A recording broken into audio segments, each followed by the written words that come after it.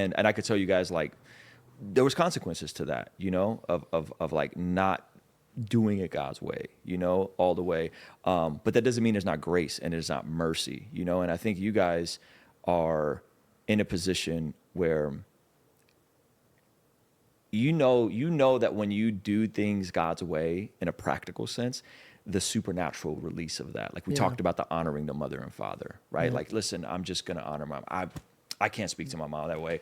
And It's above our understanding. yeah, and you do it, and then like something like kind of unlocks, and you're like, whoa. And not to mention like the weight of the shame and the guilt is lifted, and you're like, oh man, this is that way. And so I think you guys are in a spot where, outside of like you being massively influential to a lot of people, and how beautiful that would be to be like, hey, you know, we're going to have a ceremony, but like in the interim, we decided to get married because we want to honor God with our bodies, and our bodies are the temple of God, and we're going to do it in a way that glorifies God. I think your parents would probably love that as well, even though they may not be at the ceremony and right?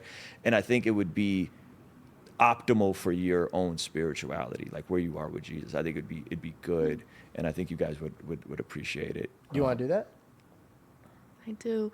And you know what's crazy is that before, why I was not for the idea is my own, you know what I mean, like worldly pride of like, well, I don't know. I feel like then is the moment gonna not be as special? Like when we have like the full wedding with everyone standing in front of us, like I want it to feel as when we're standing in front of each other, I want it to like, you know, keep that specialness. Like if we do it now and then we do it again later, is if we redo it later, is it kind of fake when we redo it and it's kind of fake in front of everyone? And then is that going to not feel as special?